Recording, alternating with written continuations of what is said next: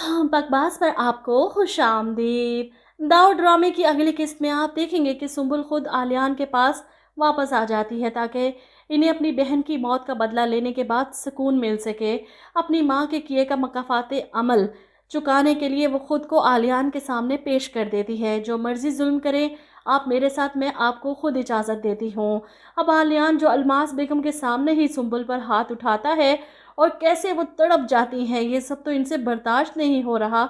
वहीं आसिम भी अपनी माँ के सामने खड़ा हो चुका है कि आज के बाद इस घर के फैसले मैं करूँगा, और ये बात तो अलमास बेगम से बर्दाश्त नहीं होती। वहीं अंबर पहुँच जाती है यूनिवर्सिटी, लेकिन वहाँ पर अपने सबसे करीबी दोस्त के मुँह से अपने लिए ये बातें सुनकर इसे तकलीफ़ होती है कि तुम जैसी लड़की से तो मैं बात भी नहीं करना चाहता। सब कुछ अपनी आंखों से देख चुका हूँ मैं। और यहाँ पर अपने साथ होने वाले जुल्म का बदला लेने के लिए अंबर एहसन के घर का पता लगवाती है और पहुंच जाती है वहां इसका गिरेबान पकड़ने के लिए। अब एहसन के माँ बाप तो इसे रोकने की कोशिश करते हैं, तो वो चिल्लाती है कि आज या तो वो जिंदा रहेगा या मैं ऐसे तो नहीं छोड़ूंगी। मेरे साथ जो कुछ इसने किया है, जान से मार दूंगी इसे। इधर अलमास बेगम को समझ नहीं आ रही कि आखिर इनके हंसते बसते घर के साथ ये सब क्या हो गया, किसकी नज़र लग गई मेरे घर को। ये सब कुछ उस आलियान की वजह से हुआ है, छोड़ूंगी तो नहीं मैं इसे। वो फैसला कर लेती हैं कि इन्होंने सुबह होते ही क्या करना है। सबसे पहले तो वो नेहा की क्लास लेती हैं कि तुम्हें मैंने 1 महीने का टाइम दिया था, तुम अच्छा फ़ायदा उठा रही हो इन हालात की वजह से।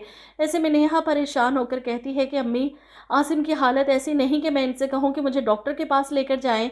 और ऐसे में अलमास बेगम जो इतनी लड़कियों की ज़िंदगियां बर्बाद कर चुकी हैं, लेकिन अब भी इन्हें ना शर्म आई है ना एहसास हुआ है कि दूसरों की बेटियों के साथ जो कुछ करेंगे अपनी बेटियों के आगे आएगा, बल्कि आ चुका है। फिर भी ये नेहा को टॉर्चर करती हैं कि डॉक्टर के पास कोई जादू की छड़ी नहीं होती जो तुम उसके पास जाओगी और खुशखबरी आ जाएगी। मैं तुम्हें बता रही हूँ, मान लो इस बात को कि तुम बांझ हो। नेहा के दिल पर जैसे छुरियां चलती हैं। किसी लड़की के मुंह पर इस तरह बांझ कहना इसे गाली देने के बराबर है। लेकिन अलमास बेगम के सीने में दिल थोड़ी है, पत्थर है, जिसमें हलचल सिर्फ तब होती है जब अपनी बेटियों पर कोई जुल्म करे। बहरहाल इतना सब कुछ होने के बाद भी इस औरत को सुकून नहीं है। अपने घर की खुशियों की बर्बादी का जिम्मेदार वो आलियान को समझते हुए सीधी पॉलर जाती है ताकि रजिस्टर में से उस क्लाइंट का नंबर निकाल सके जिसके हस्बैंड पुलिस में है। ये नंबर लेकर वो फ़ौरन घर वापस आ जाती है, जबकि आसिम इनसे पूछता है कि मैंने आपको मना किया था कि आप इस घर से बाहर नहीं जाएंगी। जवाब में अलमास बेगम कहती है कि मैं तुम्हारी माँ हूँ, मुझ पर पाबंदियाँ नहीं लगा सकते तुम। ऐसे में आसिम सवाल करता है, कहाँ गई थी आप? सुंबुल से मिलने। अलमास बेगम इसे कहती हैं, पॉलर गई थी मैं। ऐसे में आसिम अपनी माँ को अपना फैसला सुनाता है, कल से ये पॉलर भी ख़त्म। आप दोबारा कभी नहीं खुलेगा ये पॉलर, और ना ही आप इस घर से बाहर निकलेंगी। अलमास बेगम अपने बेटे के तेवर देखकर गुस्से से इसे चुप करवाने की कोशिश करती हैं, लेकिन आसिम अपनी माँ के सामने खामोश नहीं रहने वाला। जितना सब कुछ आप कर चुकी हैं ना, जितनी लड़कियों की ज़िंदगियां बर्बाद कर चुकी हैं, अब और नहीं। ना ये मैरिज ब्यूरो चलेगा और ना ही ये पॉलर चलेगा इस फसाद की जड़। वो खुद सुंबुल के पास जाता है इसे लेने के लिए, इसे समझाने के लिए। आसिम भाई को अपने सामने देखकर सुंबुल भागकर इनके गले लग जाती है। आसिम अपनी बहन की हालत देखकर रोते हुए कहता है, मैं समझता हूँ आलियान की सिचुएशन को, इसके साथ जो भी हुआ वो भूलना मुश्किल है। ये भी ठीक नहीं जो वो तुम्हारे साथ कर रहा है, माफ़ करना सबसे अफजल है। मैं उससे बात करूंगा, उसकी मिन्नतें करूंगा, इसके पैर पकड़ूंगा। जवाब में सुंबुल रोते हुए कहती है, कोई फ़ायदा नहीं भाई, आपकी माफ़ी मांगने का, आपके गिड़गिड़ाने का इन पर कोई असर नहीं होगा। इन्हें सुकून मिलेगा मुझे अजियत देकर। मैं आलियान से बहुत मोहब्बत करती हूँ भाई, इनकी दी हुई हर अजियत में हंसी खुशी बर्दाश्त कर लूँगी। आसिम की आंखों में आंसू आ जाते हैं, लेकिन अम्मी के किए गए गुनाहों की सज़ा तुम्हें क्यों मिले? तुमने तो कुछ नहीं किया ना।